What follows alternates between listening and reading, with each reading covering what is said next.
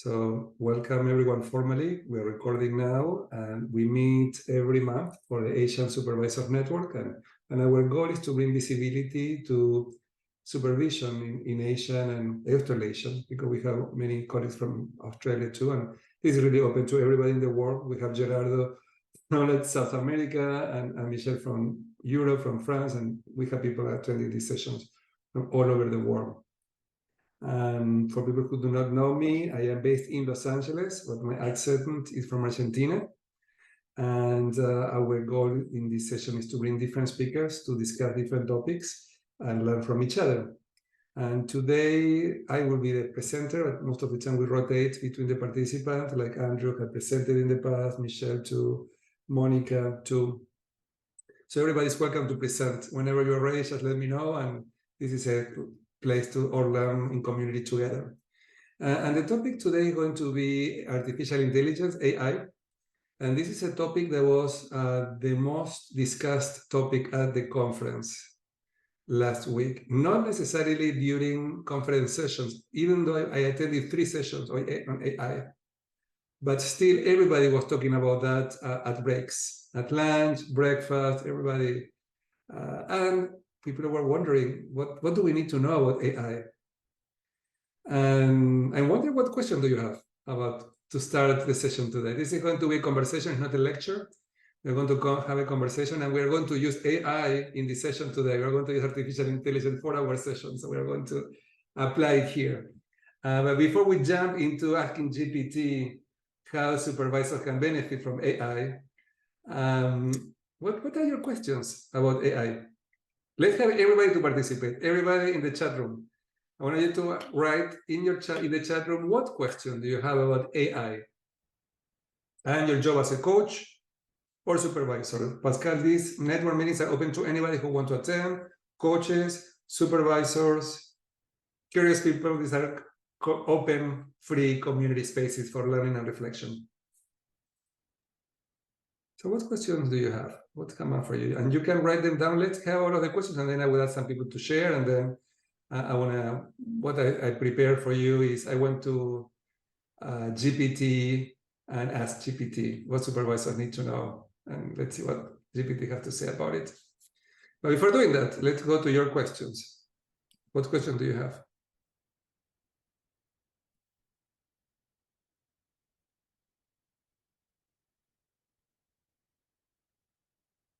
Okay, so John is asking, why do we need AI in coaching supervision? Is it a friend or a foe? I am learning the word friend, but great question. I love that. Love that.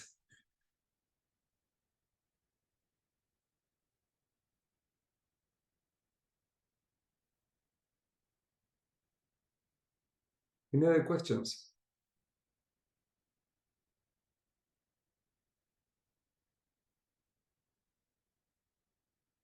Damian, I have more of a comment. Okay, go ahead.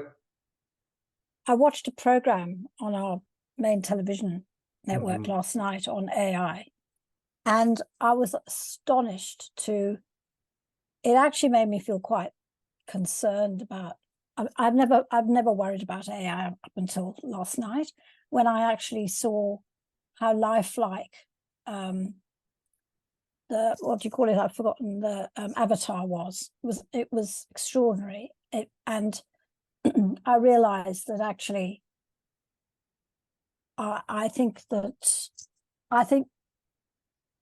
felt quite glad that I was coming towards the latter end of my coaching and supervision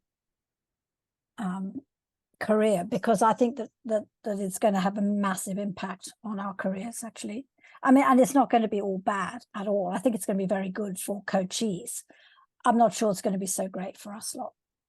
That's what I think. Great question. Just pay attention to that. I want to share with you, 10 years ago, I was at that time, remember the ICF Global President, and I was at one of our conferences, and I was in Malmo. It was a European conference. ICF had a European conference in Malmo in 2014, I think, or 13. And Peter, there was one of the speakers who came, and David Peterson, who passed away this year. I don't know if anybody knew him. He was We worked together at Personal Decisions International, and then he was the head of Google coaching unit. And he came and he said, you have to be paying attention because AI and artificial intelligence and technology are going to be replacing some of the work that we do.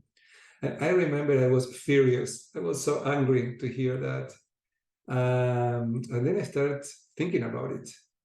And then I started repeating what he was saying. We're talking about 10 years ago. And people then got upset with me. So I said, I am not going to bring this. I want to wait for people to discuss that. But I personally agree with you, Monica. There is a lot of change coming up. And it is a little bit anxiety-provoking.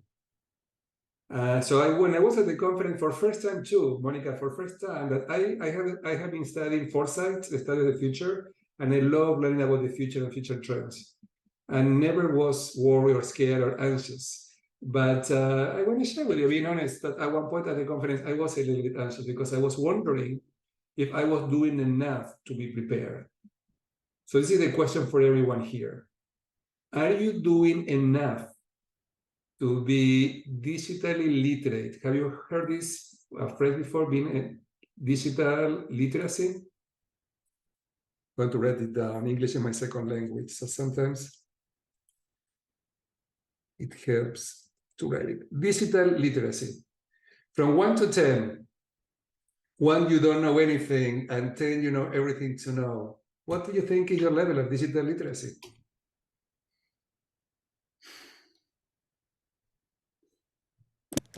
Pascal, okay, you're ahead, that's great. So you may have something to teach us, on everybody here, that's great. Michelle, what do you say? 7? Shane 7. Frederick 4. Gerardo 7. Andrew around 6. Yeah, I think that most of the coaches at this conference were not very highly sophisticated. I think I was a little bit more sophisticated than everybody, but not very far. And I do believe that we need to learn.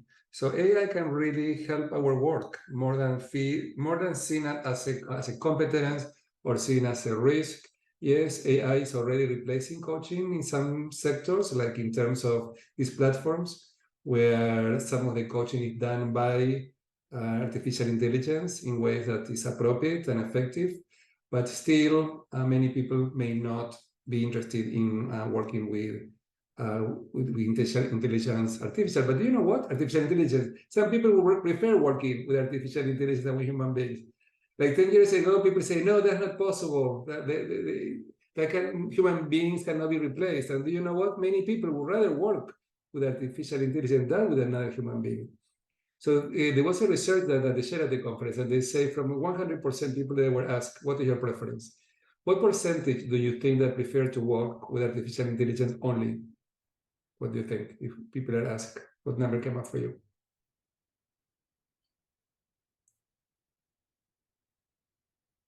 What do you think?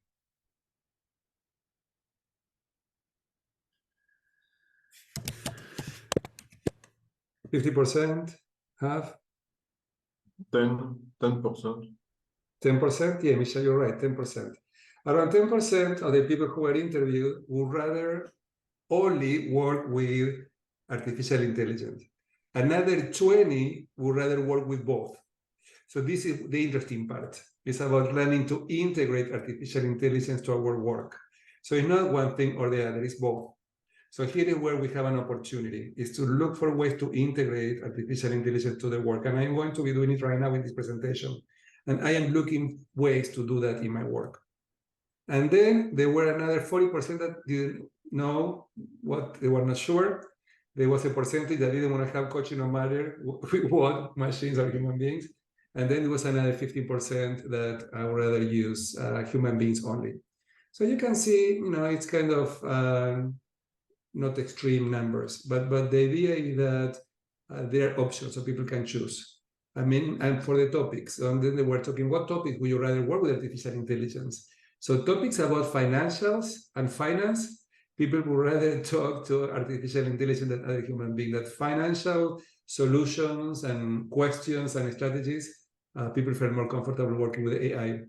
And then work-related issues too, in general related to performance, but then issues related to friends, family, grief, relationships, partners, all of that. Most people would rather discuss all of these issues with other human beings rather than with artificial intelligence. There was some interesting points that they were bringing. So, Frederick, here you have a question. You're asking, as supervisor to support our client best way to level our digital literacy we need to have. How can I increase my level? Okay, great. So how do you increase your level? And Pascal, since you're it seems a little bit ahead of all of us, how would you answer that question to Frederick? What would you think is the best strategy? Is the question, how do you increase your digital literacy? Yes. What would you say? What would you have done that helped you to be there? Experience. Just experiment, give it a go, an open mind, try things out, and that's how we learn, right? Yeah, and Pascal, you know what? That was one of the main challenges for professionals, for coaches and supervisors, is to try something new. It's like people are scared and a little bit resistant to go and try something new. It's like they want to keep doing what they already know they do that is effective and it's working and they have success with their clients. So it's difficult, and I think that is one of the challenges for everybody dealing with AI is how to be open-minded, how to be willing to experiment, and how to be willing to work with the uncertainty of not knowing what will happen. Frederick is doing research too. Look for what is available. Like there is a Choice magazine. I don't know if anybody have heard about Choice magazine. It's a magazine. It's one of the biggest in the US. They have just a whole magazine around AI. I have not get it yet, but my plan is to get it. I was supposed to get it at the conference and I didn't. Then Harvard Business Review, the last number. What the topic? AI.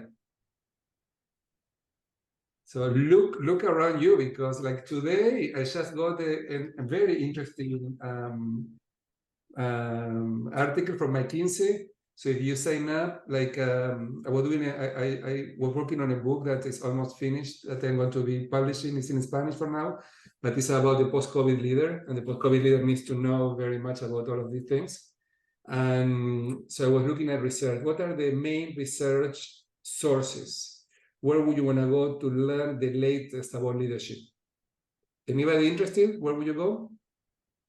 You want to know the latest about leadership. Where would you go?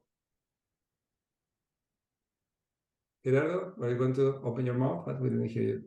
You're on mute. Where will you go? If you want to know the latest in leadership, the latest in research, trends, where do you go? We're going to share AI. Where? To AI. Yeah, you can ask AI where to go. That's a great idea. Where else?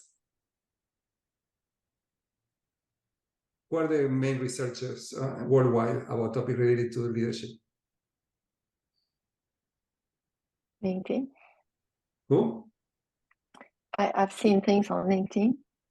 Yeah, in LinkedIn you can also find resources.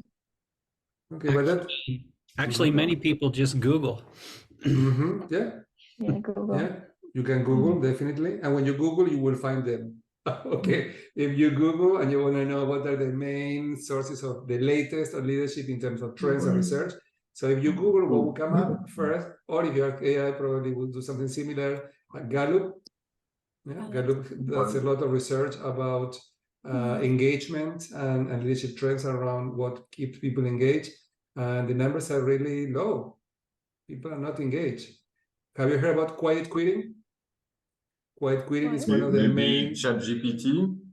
Yeah, maybe. yeah. You go there and you can also get information. So now and by the way, sometimes when you go and you do searches in ChatGPT, I like the results better than Google. Or even if you need a definition, you will get a much nicer definition from ChatGPT than from Google. You do the search. By the way, everybody have experiment with ChatGPT? Yeah. Yes. Everybody, because if you have not done, that means that you're very, very behind. Okay. So very important that you are all using that. And you can use it every day. Like I use it every day. Like for looking information, sometimes helping me to rewrite things, to paraphrase things better, to translate. I can ask in English or Spanish, and in Spanish has the same quality. So you speak other languages, Michelle in French, Gerardo in Spanish. It's really advanced, the level of translation. And for translation, talking about careers and jobs that are going to be losing work, the translations are really amazing. So I'm thinking about translating a book that I wrote in Spanish, and I wonder if I should be using part of that ChatGPT to translate the book because of the quality of the translation. It's very, very good. So Gallup is a place. The other place is McKinsey. McKinsey have really interesting research projects. And I received today one about technology and AI, exactly. So I will share that with you. I also like PricewaterhouseCoopers, that they have really also interesting research on leadership and the latest trends. So these are places that I like to go and look for the latest numbers and information.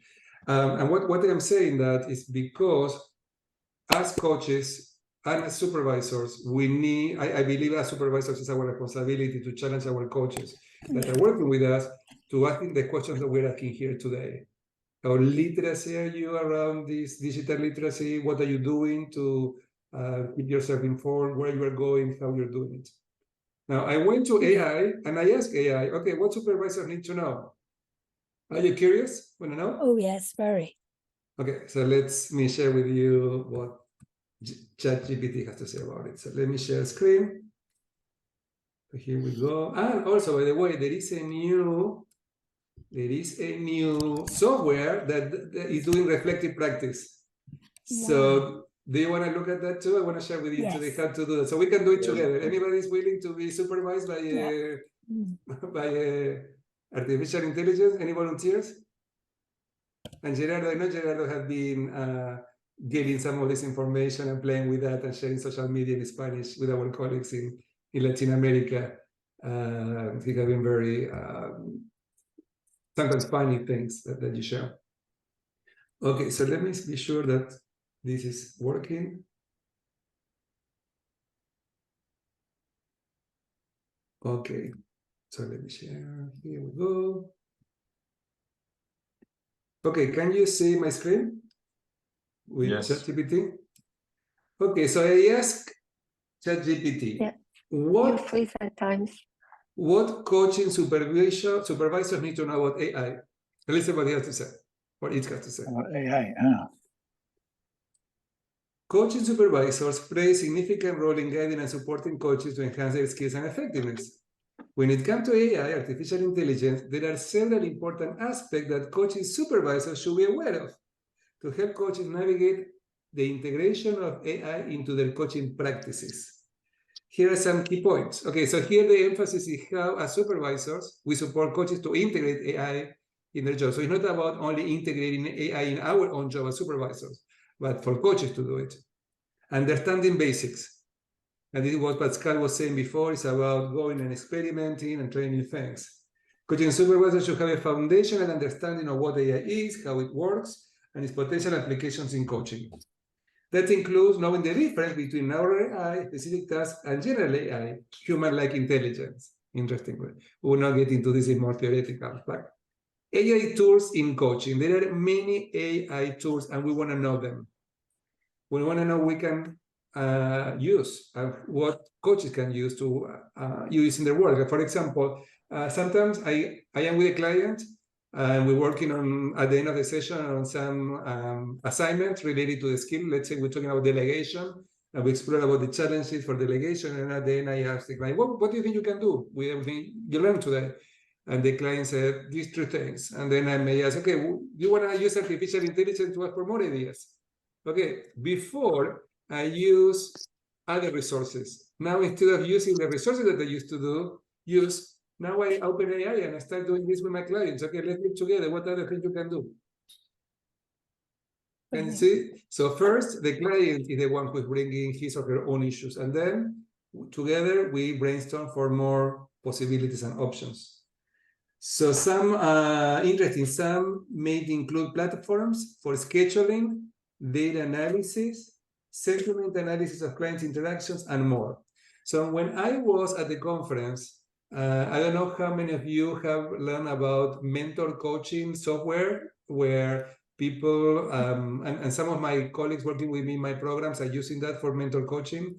So basically they enter the session, the software transcribe the whole session, and then analyze the session and look to see what markers are present or absent following the International Coach Federation competencies model. So the whole system and software is telling the coach how are the questions, if they are open or closed, what percentage of the coaching session the coach spoke compared to the client. A lot of very interesting information, and that is used for the coach to analyze the sessions. But the thing is, but this is more mentor coaching rather than supervision. And I know EMCC, AC have different definitions of mentoring and supervision. For ICF, mentoring is listening and working on skills, and supervision is about the being rather than the skills. But for EMCC, sometimes there is a mix of the two things in supervision. It's not only the reflective practice, but also listening, recordings, and providing feedback. I think EMCC has a bigger perspective on supervision. Supplementing, not replacing. So here we have a key concept here. It's not that AI is going to replace coaching or supervisor, but they're going to supplement the coaching. AI can assist coaches in collecting data, analyzing trends, offering insights, but the core of coaching remains in the human connection and personal guidance. It's okay, AI is telling this to us, isn't it? So pay attention, because in a few minutes we're going to go to small groups, and I'm going to ask you to share your reactions to this.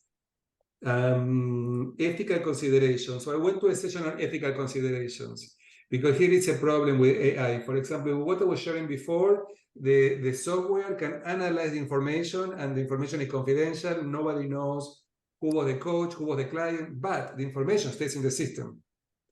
And the information is used for AI to learn from the experience.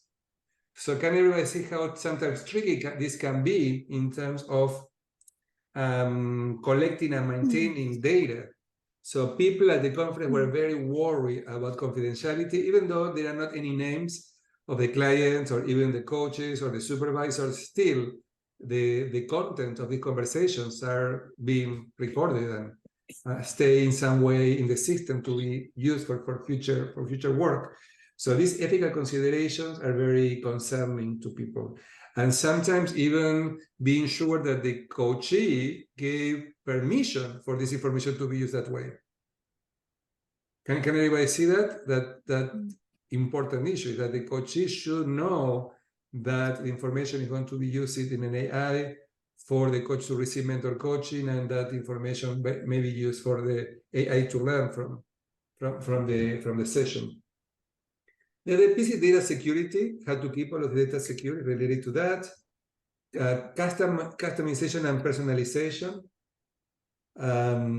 So sometimes it's about tailoring approaches by analyzing patterns in client behavior, communication styles, and progress. Balancing the human touch. Remind coaches that the human touch, empathy, and emotional intelligence remain essential in coaching. AI tools can provide insights, but it's a coach's ability to connect on a personal level that drives meaningful change. Interesting, isn't it?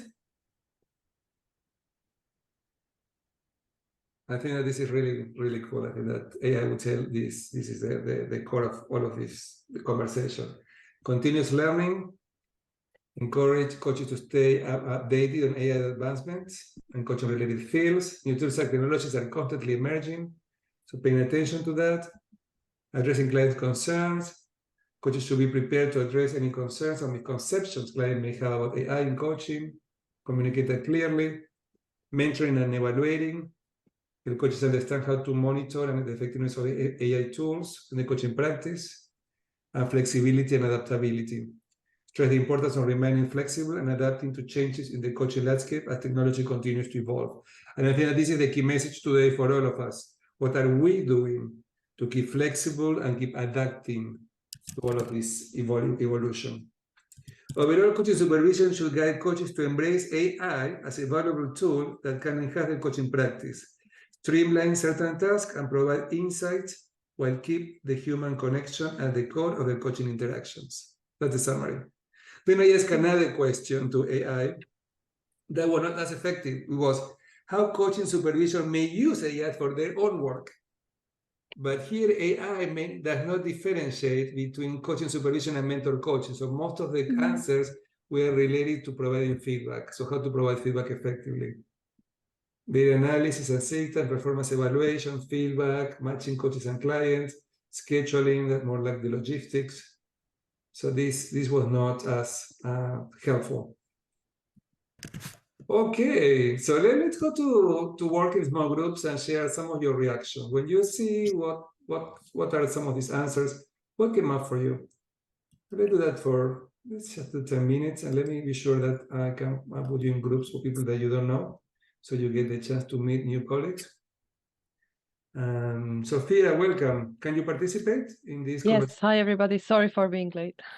Sophia, we are overwhelmed by how many Australians are today, and you are one more. So this is this is really amazing. That's great. But so that's the purpose, isn't it? Yeah, definitely. Okay, so we have looking here. Okay, yeah, this is really a very global separations in triads. Okay, have fun. Let's do this for 10 minutes, and let's be back in 10 minutes. So everybody share what are your reactions, comments, observations, and then get one person to share when you come back.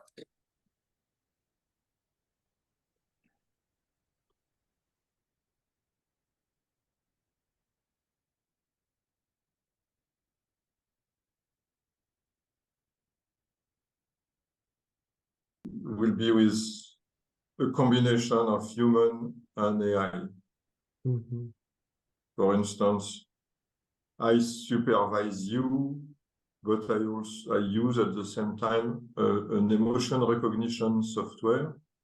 And there is on my screen a sort of little sub-screen which says, be careful, Damian is having fear. You should slow down, something like that. You see. So, and the idea is that the coach will have some tools to provide information about what's going on with the coachee. And it might be that the coachee also has that kind of tool. I can imagine that an executive would have the same kind of software to evaluate the emotions of the guy is currently with. So, and even we can imagine that the two AI communicate. There is a lot of possibilities, in fact. Thank you, Professor. That's very interesting. I want to be sure that before we finish, I want to have a brief session with using artificial intelligence for a conversation. Here is the link to the McKinsey, and you want to look at that. There are like 14 different pictures of AI trends. And I do believe that this is worthwhile for you to look at it and take your time. And it's really interesting information. And I do believe that these are the kind of things that we need to be learning. Frederick, you were asking how to learn more about it. This is one way. I was in a meeting. I was listening to the work that Jane, Pascal, and Sophia were doing. And what Pascal was saying that I really agree is we need to be sure that when we work with ChatGPT, that we write the right commands. Yeah. It's not like a Google search. If you don't write the right commands, you will not get what you need. So you even need to know what are these right commands. And so that you can even ask GPT, okay, what are the right commands here to learn whatever you want to learn? So it's here we need to, it's like open our mindset and really pay attention, okay, what else can be there that can help us to collect that data. So in the other trial, who would like to share? What was your conversation?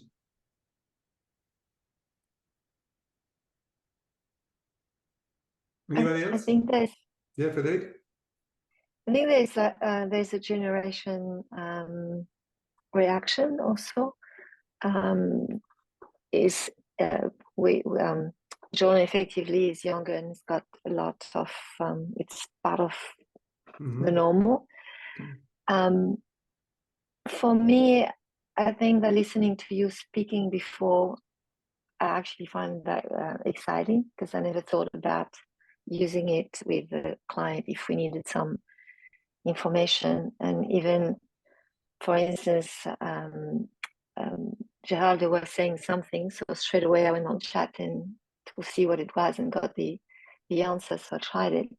I played with this regarding the dyslexia, because I was reading that book, the Dyslexic Advantage, to see if AI would bring me back the strength and having a profile written for fun. And it was very interesting. It used a lot of really nice words, but I think we have to see the nuances, because, for instance, AI doesn't have a dyslexic mind, so he saw those skills as something we could learn, but it's not. It's something in making. So that maybe will evolve, but yeah. So that's where we talk, and Geraldo was a bit. Thank you. I want to share the last few minutes something that may be interesting to you. A colleague of mine who's a supervisor, some of you know her, Eva Pontes from Brazil, living in Germany now. She said, I was in a meeting and one of the people from this company was talking about supervising through artificial intelligence, and they call it reflective practice. And this is how it works.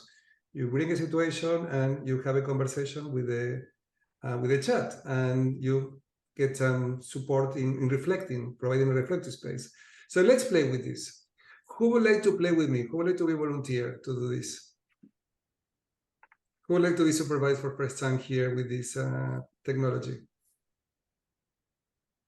I'm happy to try. Frederic, are you willing to do this?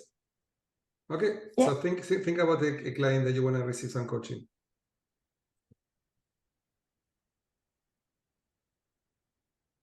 Yeah. And somebody that you already were working with a supervisor before. So you were working with a supervisor, you're going to continue. Oh, so you mean a coach client? Yeah, sorry. A coach client that you already received supervision before. So yeah, you want to, this is going to connect you to what you have done already in supervision. Yeah. Yeah. Okay, so it's called Evoke. You can see the information here. I can put the link for you if you want to play with this later in the chat room. Here is the link. Okay, and okay, so this is, I already started to make it faster. So they start by reading, hey, I am Alpina, your digital AI-enriched learning companion. I will guide you through a learning reflection session about your last learning experience. Okay, so this is focusing on, as a supervisor of learning and reflecting of a learning experience. So here, learning experience can be your last supervision session, for example, you can use. Yeah. So during our session, I will guide you through the different learning reflection areas, understanding the subject, application of knowledge, further question, connection with other knowledge, and personal implications. So what I want to do here, before we do this, I'm trying to give you a context better for this. Let me see. Because it's not going to work. Can everybody see that I went to the site? Can you see that I'm in the site now? So you all want to, if you want to play with this later, you can go here later. Okay, so I'm going to put in the chat here. Okay. So there is a free trial. Yeah. So this is the AI coach. So here is the coach, AI assistant, to prepare a coaching session with a client, AI coach, to lead through a complete solution-focused coaching approach. So this is going to help you to go through the coaching process. And this is a learning reflection, support you to reflect on your training and learning experience. So this learning experience is related to supervision. So it doesn't call it supervision, but it's about reflecting on your learning. So maybe here is like you can think, okay, you have a coaching session and then you reflect about what you learn working with your client. Okay, and now AI is going to help you to integrate that learning, to learn from the learning. So here you go to this AI learning reflection, and then start, as you said before, I will guide you through a learning reflection session experience. Okay, so this is what you saw before. So I'm a hybrid chatbot, partially rule-based and partially based on the latest language model behind ChatGPT. Occasionally, age-generated responses may be inaccurate or contain misleading information. It's interesting how it's set up. Part of your input will be shared with OpenAI. It's every time that you do anything, all of that information helps OpenAI to keep learning. But we are anonymous. So you have to be careful. Whatever you share, it has to be very confidential. So be careful to not share names, birth date, health data, or similar. And responses generated by AI are labeled with AI for very transparency. So let's get started. Frederica, you ready? Yeah. Okay, think about the client and the last supervision session you had and the reflection that you have about that client. Are you there? Can you think about reflecting on a client? Yes. So from 1 to 10, how happy you are about that last learning experience? So from that learning experience, scale from 1 to 10, 1 being not happy and 10 being totally happy, what would you say? For that client, I'd say 4. 4, okay. Learning experience for me or for the client? For you. For the client. For me. You, yeah. What have you learned from this learning experience? And it's interesting because AI learns from your answers. So you have to be very intentional in the language that you use now to answer these questions. What have you learned from this learning experience? Okay. I'll say 6 because, yeah, I've learned something this. I'm intrigued by the experience. It's part of the things that I told you I wanted to contact and talk to you with. So if you can look at that, something that we can answer here, what would you say? What have you learned from the learning experience? Also, you want the answer. Yeah. I've learned that coaches that are newly coaches tend to be more focused on the action the clients are doing. Oh, how do you say that? Yeah, on action planning rather than exploring. Yeah, focus on the action planning and therefore get upset when the client has not done the homework.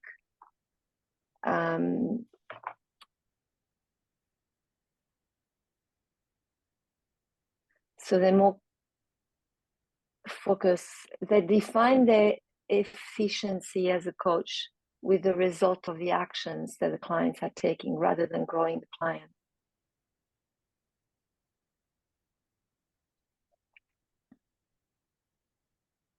Okay, let's see what they have to say.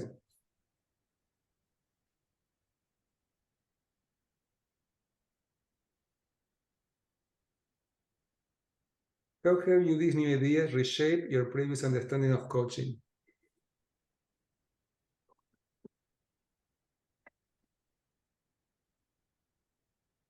I've noticed that with coaches coming from different schools. So obviously,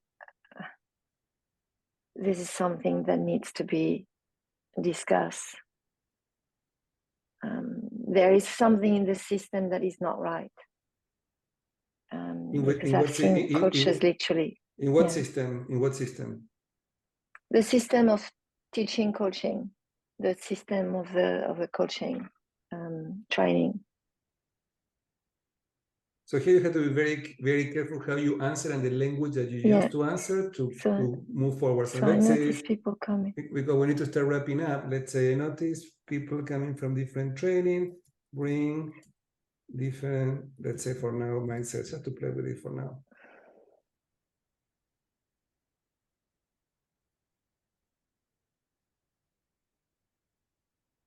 Can you give me an example of a mindset that you have noticed from coaches coming from different training backgrounds? That's really cool. Okay. Okay. Those coaches worry more about their own credibility than the transformation of the client.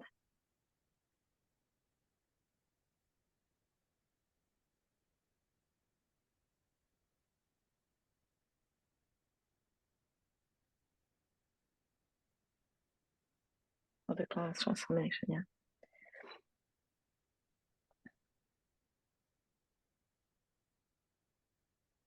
How do you think this mindset of prioritizing credibility over client transformation can impact the coaching process and outcomes?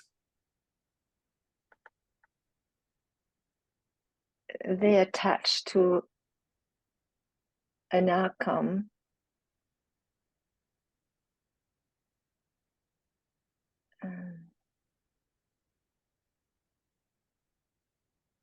that is the coach's outcome, not the client outcome. This, which is they're attached to their outcome, yeah. The outcome.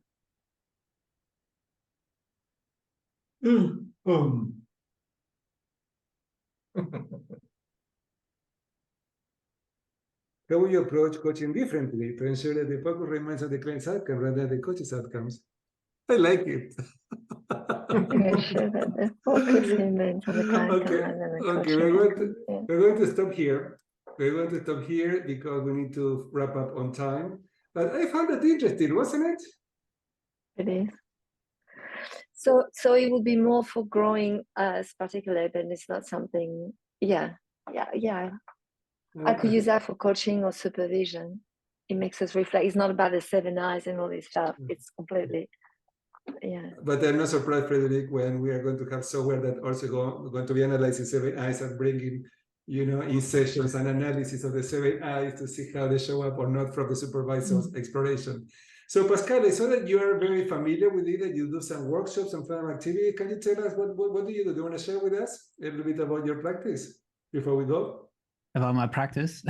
Well, I don't know. You shared with us a link, and I was looking at that. Oh, that sounds really interesting. What is that? Because in the group we were talking about how we use AI, and I was just saying that just today I've published a little online course on how to integrate AI into a customer research process, because I'm working in technology, UX research, customer research, and have been using generative AI to augment my practice over the last few months. And yeah, it's I put it all together in a little online course. So anyone who's interested in understanding their customers better, it's sort of teaching you a bit of like a good research process, a good sort of customer research process, augmented with AI, like integrated with AI tools. Great, thank you, Pascal, for offering that for everybody. And by the way, this is what was one of the topics at the conference. People were talking about using AI to help coaches to market their services. So this is another very important use of AI, how you can use it in that way. So we need to wrap up. I hope that this brought some interesting questions to you. I think that anything anybody want to say before we go for closing remarks? Just that I share a quote that because you read it in another group. I find it a little kind of humor and not so optimist, but interesting. Being worried about the future of AI and being worried, I won't see the advance of AI so much as it's come, but I left that phrase a little referring about maybe the future or being cautious about the present. Thank you, Gerardo, for sharing that in the chat. Anybody else want to share anything before we go? No, that was super. Yeah, thank you. Thank you, everybody, for coming. Next month, we are going to have Michel from France. He's going to be sharing with us. He wrote a book on latest trends on supervision. The book is in French, but there is a document that is in English. Can you share that in the chat room? Michel, is that possible? Do you have that link to the document? I don't. Well, I have to find that file in my mess. Is that possible to do it now, or is it too complicated? It's possible, but not immediately. Okay, so what we can do, if it's okay with you, I can put that in our newsletter. In our newsletter next month, If you don't receive our newsletter, because we have a couple of people here first time joining us, if you want to add your information in our newsletter, please write right now your email, so we can include that in our newsletter. We can include for the next month this article. This is summary. But you have the file. Yes, yes, but I don't have it right now. Like I don't know when I have it. So, okay, but I want to make an announcement for people, because we have several people here from Australia. Like it's in November, in the last 2 weeks of November, I am going to be in Australia, and I'm going to be doing a presentation on topics related to leadership, team coaching, and supervision. So for the colleagues in Australia, you may want to put it in your calendars. I am going to be in Melbourne having a session, and we were going to be sharing the details soon. But if you want to just save the date, on Tuesday the 21st, I'm going to be in Melbourne. And on the 30th in the afternoon, we have a session with AC that is having a conference. And I'm going to be one of the keynote speakers in Sydney on Thursday the 30th. And then the following day, I am going to be doing on December 1st a one-day session on 2 different topics related to leadership and team coaching. So if you want to save this date sometime so you can join us, and I know, Frederick, you may need to fly from where you live, and Sophia too, but I will be sending you the details later. But here we're organizing, Shane and John here, and Monica have been supporting us to create these learning opportunities. So thanks everybody for joining us, and Thank you so much. See you soon, okay? Thanks. We'll see you in our next activity. Nice to meet you all. Thank you, Jonah, for sharing the details in the chat. Thanks, Damian. Bye. Take care.